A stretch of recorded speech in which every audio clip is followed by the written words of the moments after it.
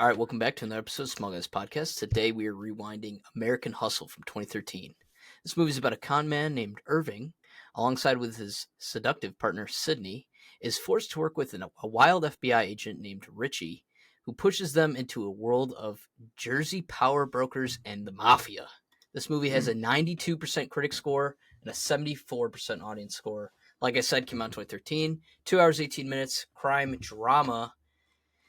What did you guys think of this movie? This is Mike's pick. I mean, we could talk about the cast first. The cast is pretty crazy. Stat cast. I got two things. 74% audience score? Yeah. That's crazy, dude. I would have thought everybody would have enjoyed this. I honestly agree with that. 74%? That range? Yeah. I don't think it's like 80 range to me. It's a good cast and it's a good movie, but I mean, what year did this come out? 2013. 2013, yeah. If you're not going to give this above an 80, just remember you gave Thor Love and Thunder, I think, like an 87 or something. That's fine. I'm Just sure we all remember gave that. it a Just 70 something, so. Yeah. But I do it for my personal enjoyment, so I was hyped to go see Thor the night it came out. So you know that buried my score. But it's not about this hype, one it's is about an how old, good the movie is. Anyway, second thing here. This whole 45 minutes, however long this takes, is going to be me just drooling over Amy Adams. She is one of two women that I consider my celebrity crushes, her and Gal Gadot. And I couldn't be more happy to watch this film, honestly. So you must have liked the kissing scene with her and I like Jennifer Lawrence. Couple of them. he texted me when he watched it. He said, dude, you got to watch this movie. Yeah, fast forward to 1 hour, 45 minutes. That's just a lie. He's like, don't even watch the movie, just go to this part. That's just that's just a blatant lie. Don't listen. So just to say the cast, Christian Bale, Bradley Cooper, Jeremy Renner, Amy Adams, Jennifer Lawrence, Louis C.K., Michael Pena's in it. Robert De Niro. Yeah, Robert De Niro. Sorry, I'm trying to think who else. Yeah, that's pretty much it. I mean, the cast is great. I didn't know Jeremy Renner was in it. The only two people I knew was in it was Christian Bale and Bradley Cooper before seeing it. And I knew Amy Adams was in it too. But that's just like from seeing the screenshot of the poster. But yeah, I was really excited, and I didn't know any of the story that this is like loosely based off. I know it's not completely true, but yeah, I thought it was really cool. At first, it was like some of these events happened, and that's all. Yeah, some of them. Yeah. That's all I said. Well, what did you guys think of the movie? Like the way it started, where it was kind of like a little bit in the future, and then it goes back. I like that. I like that a lot. Okay. I think that was definitely a good, interesting twist to things. You really don't see that nowadays. It's more just kind of pushed all the way through, and it definitely kind of threw you off a little bit when obviously you see Irving and Jeremy Renner's character and Amy Adams are all having a negotiation with Bradley Cooper too, and then next thing you know, it's rewinding back to Irving and his background and stuff like that. So kind of threw you off, but in a good way, I think. I did like how it was obviously solely based on Christian Bale, Bradley Cooper, and Amy Adams. I think that all three of them, like their chemistry was good on screen. I think that Christian Bale and Bradley Cooper's chemistry together on screen were fucking excellent. And then I had no idea that Jeremy Renner was in it, and I didn't think he was going to have like a big part, as big of a part as he did. But I thought he did a good job too. I mean, it's hard to like take him seriously. I mean, I feel like he doesn't have that many movies. I don't want to jump like too far ahead, but I think at the beginning of the movie, and I want to know what you guys thought too, like I thought Jeremy Renner, the mayor, was going to be the bad guy. And at the end of the movie, like by the end of the movie, you feel really bad for the guy. Yeah, and like our main characters are the bad guys. Yeah, so like I don't know. I don't know. Who was your guys' scumbags? Who would you guys say your favorite like character was in the movie? Favorite actor or favorite character? Christian Bale.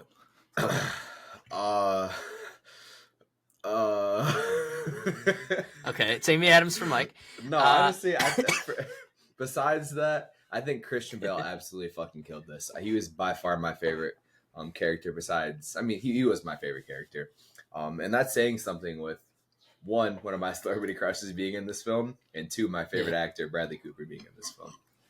Yeah, I thought Amy Adams did a good ass job though. Oh yeah. I thought Yeah, no, she did she great. definitely killed the role, especially like how she was playing Bradley Cooper's character, like with her second identity and shit like that when she had that London accent going and all that. Eden. Yeah, I thought that was good, but I don't know. I mean, most movies that you see Amy Adams in, like she's playing a comedic role, so it's hard like seeing her and like do this and like try to be. I thought her character still had like comedy aspects to it, but it's obviously not a comedy. I think it won, or it was nominated for a Golden Globe for comedy that year. Really? I read that. Yeah, which is weird. But when you think about it, like the movie is kind of funny at certain aspects. But there's certain points where, like, all right, Richie, Bradley Cooper's character, is hitting someone over the head with the phone, Louis C.K. And you think, like, if you're just kind of watching the scene, just that scene, you'd be like, what the hell? Like, this seems kind of dark. But, like, they play it as comedy in the movie. So I think the funniest character, my favorite probably was the Louis C.K. character. Whenever he was on screen, just because the way Richie would be yelling at him was just funny as fuck. Like that story about the fishing. I need the suite. I need the whole floor. He's like, no. And then he just hangs up. He goes, "Where are you? I'm gonna come beat the fuck out of you." That was the funniest shit. When I heard that, and I was like, "Damn, like this is fucking." I was dying laughing. And then you see, like, it cuts back to them in the office, and he's all fucked up. You're like, "Damn, they're not gonna show it." And then finally, they do the flashback. I was like, "Thank God." He just hangs up the phone and just walks over there, goes to the building that he's at, and just beats the hell out of him. Yeah, that's so funny. You know what's funny with their dynamic too is at first when he's telling him about the story with his brother and his dad ice fishing, and then he keeps on like going further and further with his story, and then it turns out to be a dud at the end. Really, I thought that was really funny. Well, no, he told the story, like he guessed it before he could finish it. Yeah, every time. Yeah, so I was like, is he just adding shit on? Or? The one part was funny as shit when he thinks that he got the bus. And they're celebrating, and he's like fucking humping him, or he's like doing something stupid to him, and then he just walks out. He's like, he's like on the couch, he's like mocking him and shit. Yeah, I thought that was funny. That was hilarious. And we didn't even talk about the. I mean, before we get to the scene where it opens with the Jeremy Renner and everything, when they show Christian Bale with his bald ass head, like gluing or whatever the hell the hair to his forehead, I was cringing a little bit at the beginning there. It looked really good though. I mean, Yeah. Well, and prosthetics-wise. He's a method actor too, so like he literally gained the weight for this movie. Like, that's how he actually looked like he looked like that. Well, dude, he was just coming off. You got to think like Dark Knight Rises was 2012, so right before this role, 2013. Really? I don't know how he agrees to that shit. I'm pretty sure he came out and said that he nipped that shit in the butt. Like he's not doing that anymore. Well, now it can. 100%. I don't think it's healthy. Well, it was not healthy ever. This is really 2013. Yeah, the year after. So this would have been the next movie he did where he had to gain that weight and lose the six-pack. And I mean, you saw him in Dark Knight Rises when he has to climb that wall, right? When his back's broken. He looks shredded. Yeah. I mean, I'm sure like it wasn't that hard to gain weight after years and years of training. He probably ate like a horseman. Yeah, but we've seen movies. Aiden, you know that one movie where he lost all that weight. I forget, where he's really, really skinny. Machinist. Yeah, Machinist. I think he was like 95 pounds or 105 pounds or something like that. Same, man. Yeah. So, and that was right before from Machinist to Batman. Yeah. He got fucking shredded. Yeah, because I think he was 180. Because there's like a video on YouTube where it shows all his weights, like in different movies. I think he was 180 during Batman Begins, and then for Dark Knight Rises, he was like 210 or 200 or something. He's like the David Blaine of Hollywood, in my opinion. Just doing some crazy shit for no reason. Like, why do you have to do that? No one's like forcing you to do that. Yeah, they could have made his belly big in the movie, but instead he went ahead. Fat suit. I don't know. He must have gotten it from whether it was, I don't know if he went to acting school or anything like that, but he probably picked it up from some type of just something early in his career. Yeah, and I like how they showed when they flash back at the beginning of the movie to like Christian Bale meeting Amy Adams' character at that party, and you think like, oh, they're gonna fall in love and be partners and stuff, and then you eventually figure out like he's married and stuff. But like, I like the way it showed like how they're both very unique in their tastes and everything like that, and I don't know, I like that a lot. I did like the part where like you had no idea that he was married and he had a kid, and then Amy Adams is the one to like it does that like flashback or like she's narrating over his shot when he goes home and shit. She's like, yeah, we're in love, but he's a great dad. And then you're like, what the hell? And then it shows his kid in bed. And then Jennifer Lawrence, I thought she did a good ass job too. And I especially love the part where they go to the casino and they're trying to rip off Robert De Niro's character or whatever. They're trying to get him. They're trying to do a bust or a sting, whatever. And then she's obviously like, you guys just scared of them, and then she goes up and she ends up eloping, or not eloping, but fucking cheating on him with that other dude. Yeah. And he's like, she's a goddess in that guy's eyes. Yeah. But the absolute best part of like leading up to that scene was when that guy, like, you have no idea what his affiliation is and with who. Like, you think he's just the casino runner or whatever, like just a rich guy. Then he fucking puts the bag over Christian Bale's head. He puts a gun to him or a knife. I don't remember which one it was, but I thought that was hilarious. Yeah. Yeah. Well, you know, one thing I was rewatching it here today, and I definitely wanted to point it out. So, when Amy Adams' character meets Irving, Christian Bale, yeah, I caught the vibe. I don't know why I thought of this, but it was like when Margot Robbie and Leo kind of met each other in Wolf of Wall Street. It reminded me of the same exact thing when they met each other. Did that make you guys think of that at all? I mean, yeah, but what's his name's like, look at that fucking hot chick down there. He fucking starts beating off, yeah, in the middle of the party. But still, though, just like the like that little first spark, though, like, you know, like obviously like the young pretty girl is like attracted to some older, for lack of better terms, asshole. Yeah, you know, rich asshole. Well, I think I texted either Mike or in the group chat, but I was like, Christian Bale is bald and fat and is in between Amy Adams and Jennifer Lawrence. Wait, but then it makes sense. Like, I mean, I've only seen the movie once, and yeah, me too. When you watch her like start making out with Bradley Cooper, like kissing on the runway on the tarmac, and you're like, what the fuck? Like, she's just a whore or whatever. Like, you don't know what it is, and because you think that they're still in the relationship, but then it obviously shows you what happened and after the fact.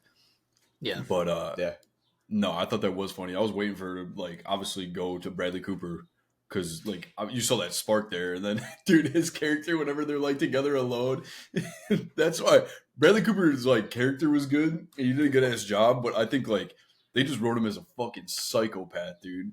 Oh yeah, that's the whole point. He's like, oh, stop me. When they were making and out, you know he was hurting, bro. Well, at first too, when like they were about to make out, the first time like they kind of had like a little bit of spark or sexual like tension, he's like, and then he grips his coat, whips it, and just runs out. Are you talking about when they're in the apartment and he grabs it? And they're like, and I think that they had, was that before or after the bathroom scene at the club? It was before. Yeah, and then that brings up then that's even worse. Well, in the bath. Well, first off, we're not even talking about the fact that Amy or her alter ego, Sydney. Sydney. Yeah, her character was talking to Bradley Cooper's character. I'm just like a dumbass when I like say just their actor names, but anyway, he was on the phone with her, and she was like, "Who was at the background?" He's like, the lady's like, your fiance? And she's like, oh, you have a fiance? So both guys that she's with, one's married, one has a fiance. The other one has a kid too. See, but then that shit also didn't make any sense when they're eating dinner with his mom. And like, you don't know if that's his fiance or his sister. It could be either or, you know? They don't specify it until until she's like, he's literally on the phone with her. She's like, who is it? He's like, can you meet up? He's like, oh, it's no yeah. It's no he's like, yeah. She obviously heard it. He's gone. Like, what the fuck does she think he's doing?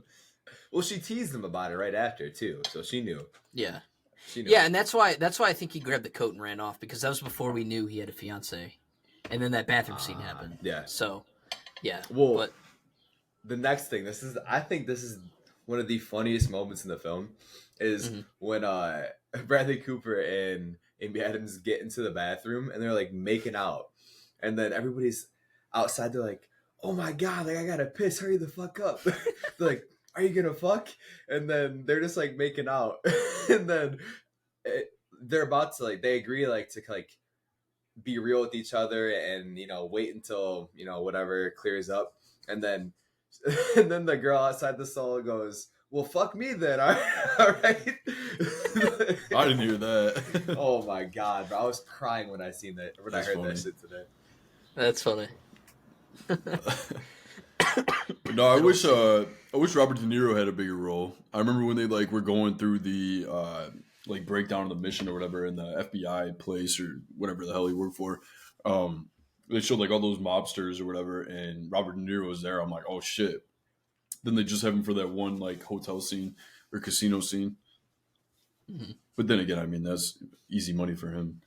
Well, damn, I ruined that. It's fuck me, I gotta piss. Not. Oh. It was fun. It was a funny moment. Selective hearing. Yeah. Well, so too, I like, because we didn't mention this, the Christian Bale, when he was a kid, I like how they showed him growing up to be a con artist. Like his dad taught, he was taught to break the glass and then charge them as a glass company to fix the windows for them. I thought that was did a really love cool that idea. part. Yeah, and then I liked it. I liked that they showed obviously Christian Bale and Amy Adams fall in love together, but I like how they showed their kind of side hustle or their main hustle before they end up getting caught by Bradley Cooper's character and meeting him. So I thought that was really cool, and I was shocked that it took them that long to even get caught. I mean, they're still in $5,000 from people constantly. I feel like it would catch back to them, but what about the dumbass part where he shows up to Jeremy Renner's house and he's like, all the kids are on the stairs because he adopted 8 or 12 kids, and they're like, you asshole, you just screwed my dad, and they're all crying because they're devastated. But yeah. Yeah. When I seen Michael Pena and the plane dude, my jaw dropped. I was like, bro, are you fucking kidding me? You couldn't find anybody else.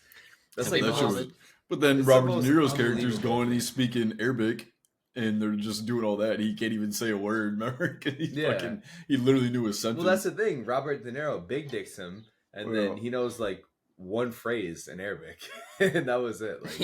He just I don't that was high. I'm surprised that it didn't backfire on him. Well, yeah, that's Well, I thought, yeah. I mean, I think we all thought that they're screwed there, right? Yeah. When Robert De Niro started speaking like that, but yeah, that was funny that he pulled that out of his ass, and he waited a minute until he said it, making everyone sweat. I know it's making everybody wait. You're like, oh my god, what's about to happen? Are they screwed? What's going on? Yeah. No, that whole part when he gets off the plane was really funny. And Jeremy Renner meets him for the first time. God, bro, it's just so unorganized and so Oh, it is hectic as fuck. The entire movie. Man. Bradley Cooper's character is just he's so out of his own. He's an idiot, man. And he's immature. He's just an idiot, and they write his character really good. Yeah, he does do a good job.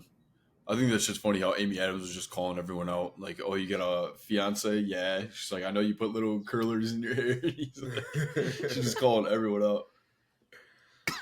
His perm? Yeah, his perm. Yeah, that was funny. Yeah, what did you guys think of, I guess, Irving's loyalty to, his son that's technically not his son, but is his son, right? I like that whole scene, too. I don't know. It gave me a reason to back that character more than the other characters. I feel like oh, this guy actually has heart to stick through for this kid because he wants to give this kid a better life than maybe what he had or what his mother's going to give him if he ever leaves him. So, I really besides obviously the conning and stuff like that, but I don't think Irving's character is necessarily evil or wrong. He's scamming shitty people, you know what I mean? So I think just with that, it just makes him more likable, not the fact that he's cheating on his wife. that's something that I kind of forgot to mention, but I mean, for the most part though, I think that might have something to do kind of with his childhood too, and just not abandoning his son, his quote unquote son, Well, and clearly too, he feels really, really bad for the mayor at the end. You know what I mean? So it shows that he does care about people and he does, have a heart. Oh yeah, I mean, I don't think that was ever in question. To be honest with you, it was just he got caught. No. And I think they make him pretty obvious that he's saving his family's ass and his own ass. Yeah, and I like how he got what's her name out of it too, because he obviously cared for her. To me, it was obvious that they were always going to end back up together. throughout the movie. Did you guys go ahead. Sorry, I was just gonna say, did you guys like that the FBI kind of did that thing where they said like, "All right, you guys gotta help us with 5 bucks, and we'll let you go." Like, did you think that was believable? Did you like that in the story or no? That should never. I mean, I didn't know this was based on a true story, but I mean, no, they do that obviously for anyone, and it's always too good to be true. Like, why the fuck would you help them out? Just, I mean, I guess to reduce your sentence, but they're gonna go take out like the biggest names in their town or whatever, like in crime. And like, I don't know how they expect that to just happen. Like, all right, go do it. And then fucking, especially having Bradley Cooper, who's not, I mean, but then again, he didn't have the authority to go out and do, like, be in the field with them. Like, when he's at that meeting and pushes the briefcase to Carmine, and he's like, what the fuck are you doing? He's like, I don't like that. He took off down the street. Like, if he wanted that shit to be done correctly, he should have just had those two go in.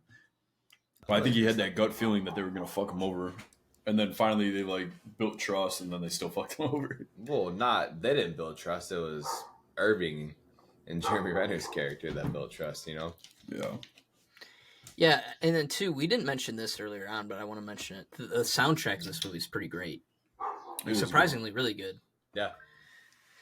You know, you have like Paul McCartney, Elton John, like all those guys. Like, I was just shocked. Like when I heard Goodbye Yellow Brick Road, which we just heard in like the new Ant-Man movie, I was like, damn, okay. And that's one of my favorite Elton John songs, so it was like cool to hear that. And then like A Horse with No Name, which if you've seen Breaking Bad, like that just reminds me of that show. There's a bunch of good songs in this, so I was shocked about how good the soundtrack was. Yeah. So I will say, like, soundtrack. Yeah. I will say, like, for me too, like just seeing Jennifer Lawrence, Bradley Cooper, and Robert De Niro in another movie that's actually good. That trio does not miss one bit. I absolutely love that trio, man. Like, Robert De Niro is up there for me in terms of favorite actors. Jennifer Lawrence is too in terms of actresses, and obviously Bradley Cooper is my favorite actor. So they just don't miss. And they're all in Joy together, and they were in Silver Linings Playbook, right? Yeah. Oh. Those are the only two? Yeah. I think there might be one more. Christian Bale's just fucking money, man. Yeah, bro. Well, every time he crazy. talks, when he like kind of pushes his glasses a little bit, yeah, and like he talks like a gangster, like he's super light. Yeah, you know what I mean. But no, but this movie reminded me a lot of Uncut Gems in certain ways. You know, just how it's hectic as shit. But I mean, you got to think like, even I'm thinking back now, like anything that Christian Bale's in, and even if it's a shitty movie, like The Pale Blue Eye, I watched that. It wasn't that good, but he still fucking killed it. I watched Amsterdam with Margot Robbie and John David Washington, and that movie's not good at all, but he's fucking good. Like anything, like you tell him what to do, and he's gonna fucking do it. Well, Josh, you know what that reminds me of? You know what I'm about to say? No. Flash. That reminds me of like the Flash like TV show. Like Grant Gustin is an amazing Barry Allen in Flash, but like that character is literally, or that TV show is literally in shambles. I'd rather watch probably fucking. Wasn't it over with? Yeah, it just ended. It was the most disappointing ending I ever. I could have fucking put $1 million on that shit. It was funny. An iconic character like that, you wouldn't fuck that up. But Eric Wallace found a way to fuck it up. So. Yeah, it's funny. We're not gonna get too sidetracked here, but I just want to mention it. Mike yesterday was all really excited to watch the Flash finale. He got off quick. All day. Yeah, he's counting it down like 2 more hours left, and he was all excited. And then he texted me right after, and he just goes, "Fuck, man." 20 minutes long. I go, dude. Out of 100, how was it? And he's like 60. He's like, this shit sucked. So he was a little disappointed with the endings, or the last episode, I should say. And you know, if I'm saying 60s right after, you know, I was disappointed as hell. Like, not even like the last 5 minutes of like the teasers of what can happen after. It didn't even keep me that excited to like bring it up a little bit more. It was just 60s. Well, like, I mean, they're obviously ending it for a reason, because that shit's ass. Yeah, because they're gonna end it because you're taking over as the next Flash. But to bring it back to the movie, I want to mention this because we just mentioned it with Christian Bale. I guess his character Irving was so like unrecognizable. I just read this about Robert De Niro. He didn't even know who that was. He was like confused as to who that was for like most of the scenes they're shooting, and he kept asking, and they're like, "Dude, it's Christian Bale." He's like, "Nah, it can't be." So then he talked to him after. Yeah, well, because Christian Bale's probably that type to like keep the accent going when the camera's not even rolling. Yeah, he's in not gonna break character. Yeah, he wants to like keep it going. So, maybe it would be hard to tell.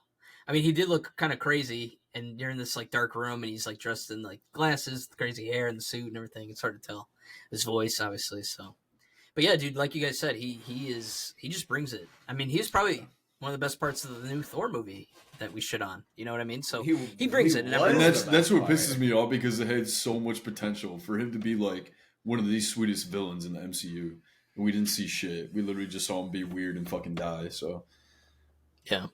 It's just disappointing. Yeah. Oh yeah. Yeah. But yeah, we could talk about more of the kind of like ending of the movie. Obviously, we touched on it a little bit, where Irving goes and apologizes to the mayor.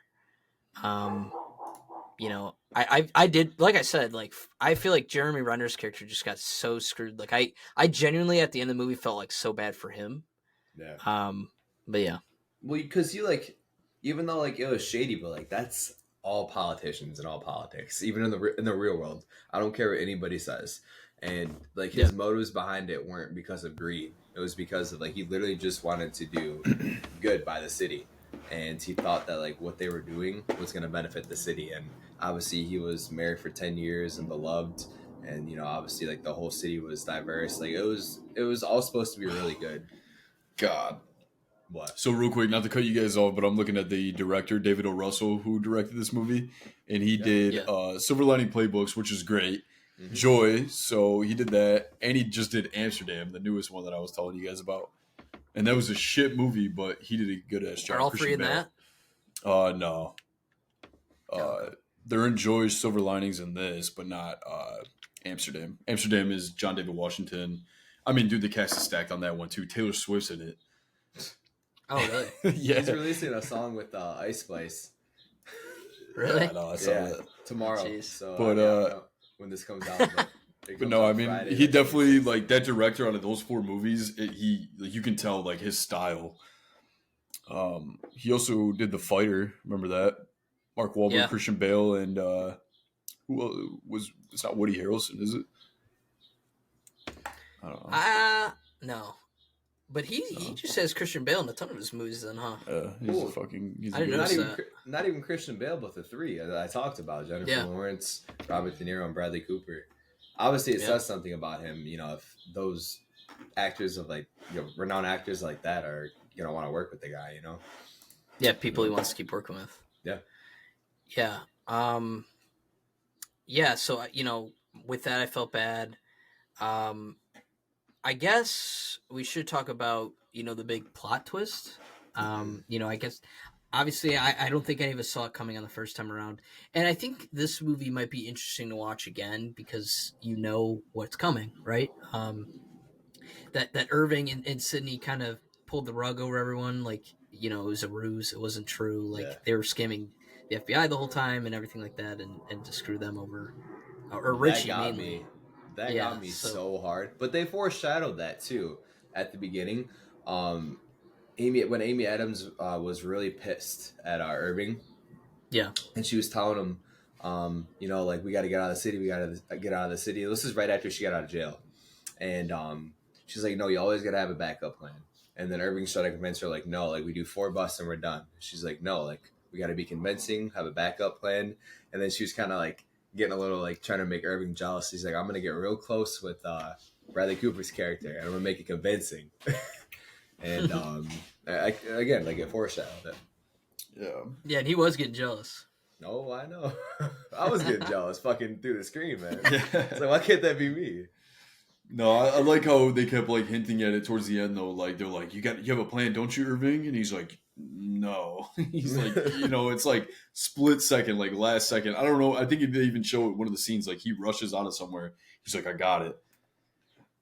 And then he gets it all going. I don't know. But I love the part where they break down when they like go meet the guy that's doing the transactions. They're like recording him with her briefcase or her purse. And then it ends up being like some random guy that like worked for his dad or some shit. Yeah.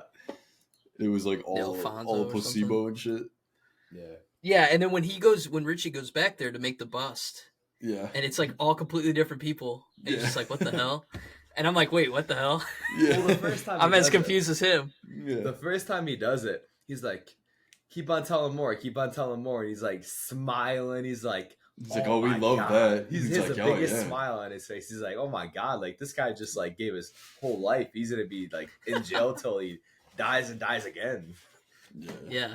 But that's where like his character was written well, because he's arrogant and he's so like he thinks he's like a hot shot, like badass, and he's like, oh, I got it, this is the fucking golden ticket, and then he gets completely fucked, and he fucks over the FBI. Yeah, man. Well, if I looked like Bradley Cooper and I had a perm like that, man, I would be arrogant too. I don't give a fuck. Yeah, no, his character, dude, is crazy. Yeah. He's so that whole part actor, was awesome. Man. Such a good actor. Yeah, but I did not see that twist come. So like I said, I think I definitely want to rewatch it, because I like Mike just said, I think there's things you could pick up where, you'll see what's coming at the end. So, but yeah, at first I'm like, wait, are they trying to, maybe Richie is in on it or something? But then when they got called down to the principal's office, the police station, that whole scene was really funny too. Like, no, 100%. You owe us, how much was it? A couple million, right? Yeah, I think it was a couple million. 2 million. Like Richie's like, you owe us 2 million and all this, and oh yeah, it was 2 million. Yeah. Yeah. So, I like. Yeah, and I like. He's like $2 million. Yeah. He says some stupid shit like that. And they really couldn't prove that Irving and Sydney had it at all, which is really cool too. Like the way their plan worked out. I liked I like the ending, man, where Sydney and Irving are just walking, and Jennifer Lawrence and her new husband from the mafia are just like sitting on the car. She has a neck brace on, and they're just like smiling, laughing. It was like such a big middle finger to them, because they kind of blew the whole thing up, or at least Jennifer Lawrence's character did, when she slipped up, and told what she told to the mafia. Like Robert De Niro's like mafia guy, like, you know what I mean? So yeah, I thought too when we first, I didn't mention this earlier, but when we first met Jennifer Lawrence's character and her face is kind of burnt from the fire that they had or whatever, I thought her face was going to look like that the whole time. So yeah, so I thought that whole part was funny. And then obviously the microwave scene. The microwave scene got me for sure. Yeah, she's just as crazy as Richie is. It's fucking nuts. But that's the funny shit, like when he's narrating over like him seeing Jennifer Lawrence, he's like, she always brings me back. Like she's obviously just manipulating him.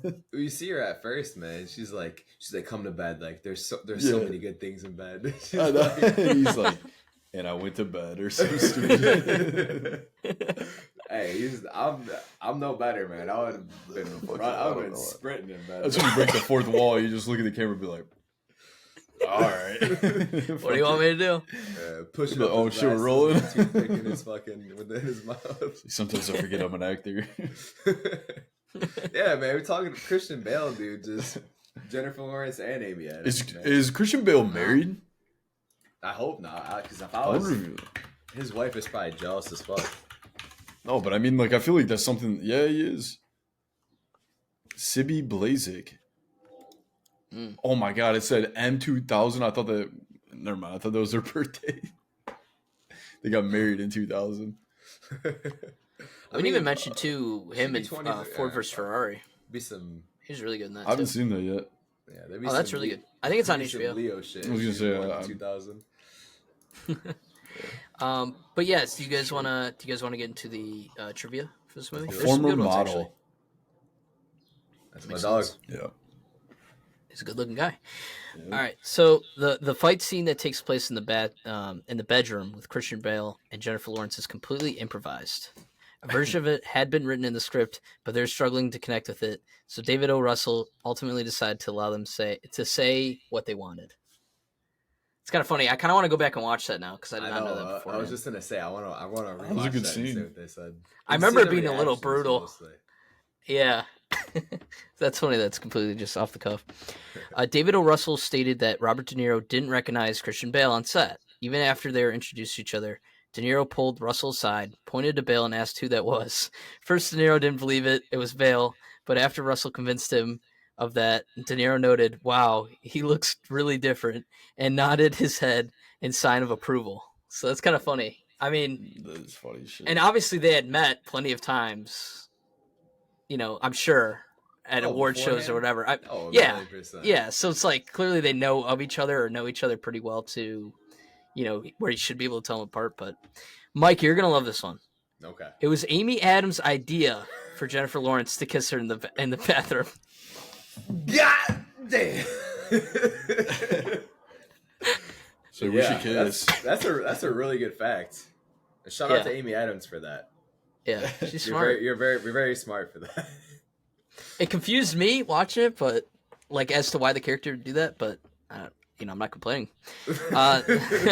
Hey, Sydney, clip that. No. This film is fictionalized telling of the Ascam Abdul scam. It's called scam that took place in the late 1970s and early 1980s. An FBI operation began as an investigation of trafficking stolen property. So, like we mentioned, some of this movie is true. I assume their hustle at the beginning of the movie, where they're doing that like 5K and selling that fake art, that those aspects were probably real. Oh yeah. And then there was other scenes with, I'm probably assuming Richie, where it was kind of put in there for comedy and other things. So, but that was really funny. And that's cool that they were able to blend that in. There are over 200 visual effects shots in this film, most of which are compressed of removing modern cars and buildings on location that weren't around in 1978 to 1980. Pretty cool. Nice. I mean, you wouldn't even tell, honestly. I think the only time you can tell really is when they're in the car. Yeah. I feel like most movies you can obviously tell that's... yeah, like when Irving runs out to the mayor, kind of like almost halfway through when they're back at the beginning of the movie, to like stop him and convince him, that they should work together and stuff. I thought that like, cause they're outside and, they have the world around them, and it convinced me that it was the late 70s, early 80s. So yeah, I think they did a really good job. And the way like the costumes and everything that everyone was wearing was. Yeah, no, I mean, I honestly just looked it up. It says based on the 1970s. So that's the time frame, but I couldn't guess when I watched it for the first time. I would have guessed 80s, but close enough. It was Bradley Cooper's idea to give Richie a perm hairstyle, as well as wearing hair curlers in Richie's apartment. That's funny. Always want to look like that. Yeah, man. He's like, I wonder how this would look on me, and I have a good reason to try that out. So let's. How do I become more of a dick? Yeah. How do I embarrass myself more? Yeah. Demasio. This movie's tied with The Irishman, Gangs of New York, and True Grit for the third highest number of Academy Awards nominations with no wins at 10, following Turning Point and The Color Purple. Damn. That's insane to get 10 nominations and not win one of them. No. Yeah. Do you know what took, obviously what won everything? Sure. No, in 2013? It's so hard to look up. Yeah. Yeah, it is hard to look up because it depends on all the different kind of awards and for what shows. And you would think that it would be a year behind, but it's not. It's like 2 or some shit. Yeah, probably on their website. Yeah. Yeah, because you got to think, like, they definitely got nominated for, like we said, costumes and set and, like, screenplay, I'm sure. Maybe leading actor, maybe, for Christian Bale. I feel like he deserves it. There's things like that, right? So, an actress for Amy Adams. So I'm looking at it right now. Yeah. So Best Picture went to Argo. Django got released that year. Zero Dark 30. Les Miserables won Best Picture. Best Actress went to Jessica Chastain. Daniel Day-Lewis for Best Actor. So fair. So it makes sense. Kind of a good year for movies. Yeah, fair. I feel like. Yeah. Damn, this movie only cost $40 million to make. Budget was $40 million. It did $250 at the box office. Damn. Solid. It definitely made a pretty big profit there. Damn. Oh yeah. Joy was $60 million. Oh wow, Joy costs more. Yeah. Yeah. But then again, we don't know if that takes into consideration. Actors pay and all that. Yeah.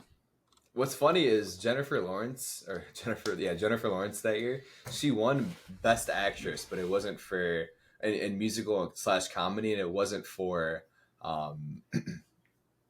American Hustle. I don't know what it was for, but it wasn't for American Hustle, which is weird. Really? Yeah. Well, because around that time she was doing Hunger Games, right? So she had that going on too, and then X-Men. Yeah. She had X-Men, so X-Men. she was doing a lot of stuff back in that 2013 time. She's still underrated. She's underrated. Yeah. Like seriously, she has a lot of good. Dude, every roles. movie she's in, it's a good ass movie. I haven't seen that Passengers movie with her and Chris I don't know Pratt. about every movie. There's a couple I can name that are dog What? shit. What movie? Most of the X-Men. Well, I mean, obviously, but those aren't. She just plays a fucking superhero.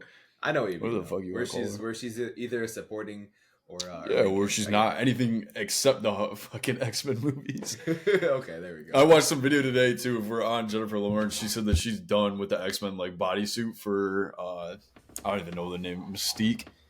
Yeah, Isn't that the character she plays? That's like Zoe Saldana with like Gamora. She's like, I do not want to live in green paint anymore. That's what. I mean, that's stupid.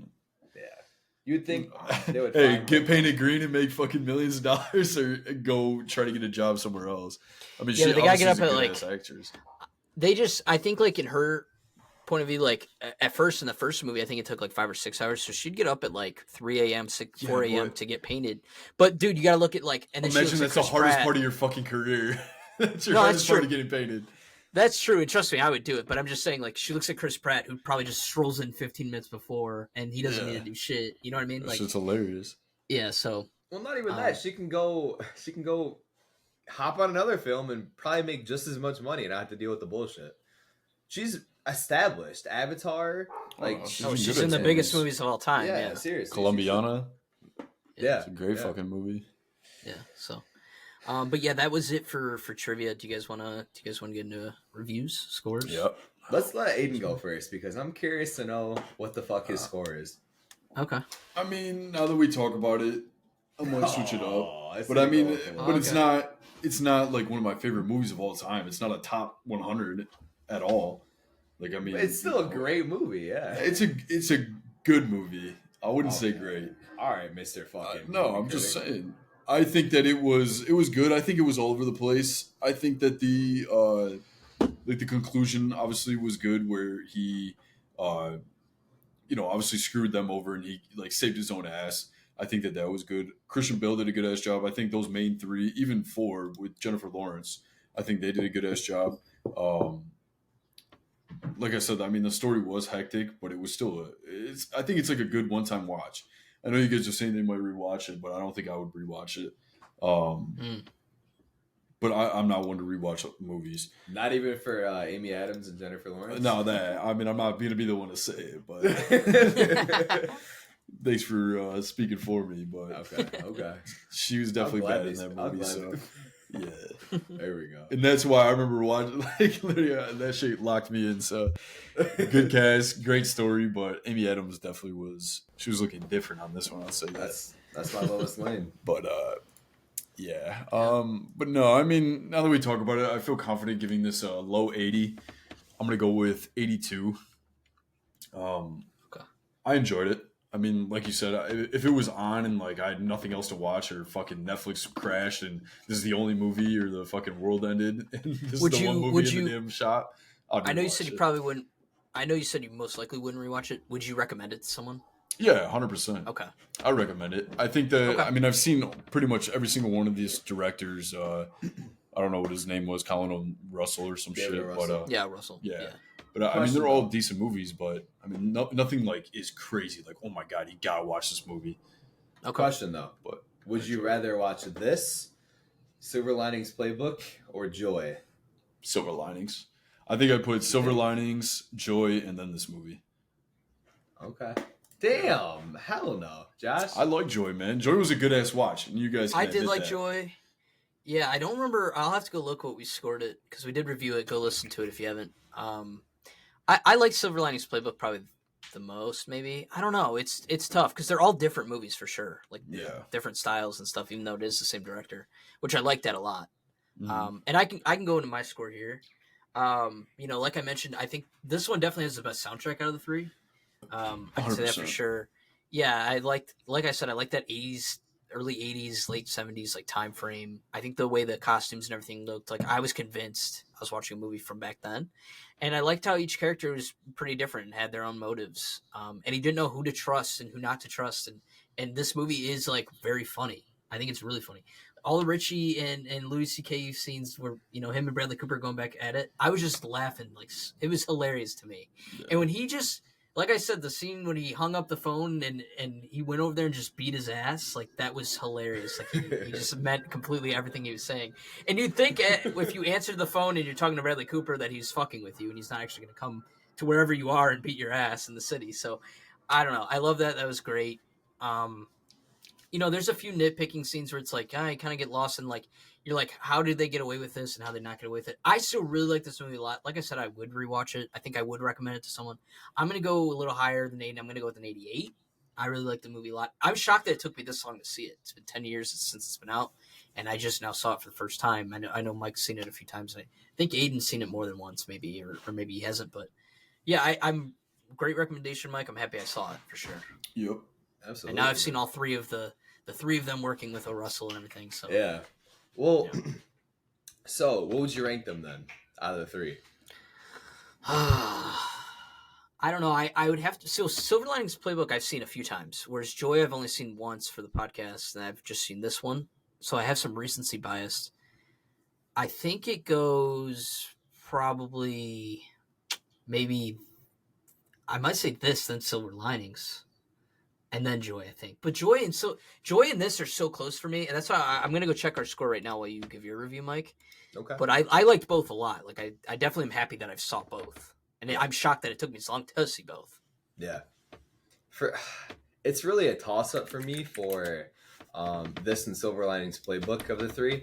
But if I had to give the edge to something, I'd probably give the edge to this. And then Silver Linings Playbook 2, and then Joy 3. But that's just my personal preferences. But yeah, my recommendation obviously here, just the trio, like I said, of just Robert De Niro, Jennifer Lawrence, and Bradley Cooper just simply does not miss. And, you know, just combined with the fact that Christian Bale is in this, my favorite, or not my favorite, but one of my celebrity crushes, and Amy Adams, and then obviously Bradley Cooper being my favorite actor. I'm really surprised that it took me this long to watch it too, because I watched it for the first time this year as well. But I think this is my 3rd time watching it today. So this is definitely something that has a lot of rewatchability for me personally, just for personal reasons. But I can see why people would only watch this one time. And I'm sure, like Aiden said, though, you'd recommend it to someone. It's still a really good watch. But I definitely do agree that, like, it does get all over the place a little bit sometimes. But that's what I think really makes this movie kind of interesting, just for like that first time watch, because I guess I'm coming around to the idea that it's more of like an Uncut Gems type thing. And yeah, no, I mean, it definitely feels like Uncut Gems, just in the fact that, I mean, there's just yelling and like shit's just going nuts. Like you can't predict what happens next. That's basically what I meant to.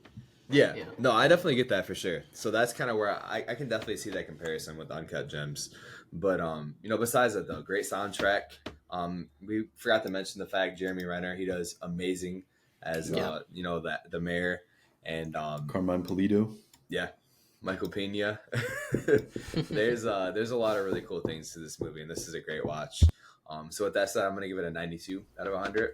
I actually I scored this the first time I watched it. Even though that, like, we didn't recommend it for the podcast, I knew that one day I'd recommend it, and I didn't want to have any like persuasion one way or another. And I definitely do think that the critic score is more right compared to the audience score this time for this movie. Yeah, it's crazy they're that like far off. It's almost 20 points. So. I don't know why the audience wouldn't like this that much. Like, what is there to miss? Amy Adams and Jennifer Lawrence kissing. You got Robert De Niro. That's probably why it takes. Some mom's taking her kids to go see it. She's like, "What the fuck?" Christian Bale, husbands want to go Renner. see it again. Jesus, like, what do you guys want? Like, what more can you guys want? Yeah. No, but no, that's a good recommendation. That was a good movie. That was our me Jennifer American Lawrence Hustle. is married. Fuck. Yep. That was our American Hustle review. We will be back Friday for our next, or second, I guess you could say, draft. Comedy movie draft. Mike, you better bring it this time. Me? It's a comedy movie draft? That's a new okay, comedy buddy. movie draft. Yeah. Yep. If you go on our TikTok, We have a new rule we're going to implement in there, so we'll mention that next week or on Friday. Okay. But yeah, I'm very excited for that episode. Oh yeah, that'll be a good one. Yeah. Just go back to our not our podcast, our TikTok, and you'll see the drafts that me and Josh have done. You can tell us who won or not. Oh yeah. I won as just a quick little a couple maybe a couple maybe. Yeah. But no, I'm excited, man. Those are always the best for me. I think, like these reviews are awesome, but those obviously like those drafts when there's like competition are just top tier. And I think as a listener for me, I'd much rather listen to, arguments and stuff like that compared to just like a review, especially if the review is on something I haven't seen or I'm not crazy interested in. So yeah, excited. Yeah, no, and the actor one we did was really fun. So I think a lot of people liked it. So, but yeah, thank you guys for listening, and we'll see you guys next time. Yep. See you next time. Don't forget we're on all streaming platforms: YouTube, Spotify, Apple Music or Apple Podcasts. We got iHeartRadio. I'm not sure what the other ones are, but we got smallguyspod.com. Don't forget about that. OnlyFans / We're on OnlyFans. We also have a Discord, so we got, I think, about almost 50 members in it right now. People chatting all day, every day. I got to turn my notifications off sometimes because we're just blowing that shit up. So it's a good time in there. We got a bunch of different sections in there. You can give us your recommendations. You can do the same on the website as well. Yeah. But yeah, go ahead, give us some feedback. So it helps us out. And just a little hint. So with our OnlyFans, it's just pictures and videos of Brian drinking beer. That's all it is. And drinking beer in his underwear. Yeah, and it's okay. That's supposed to be surprising, but I mean, Well, at least now you know your money's going to a good cause. It's worth the money. Is drinking okay? Yeah. All right, boys. I'll see you guys next time. We'll catch you next week. I'll see you guys. Peace out.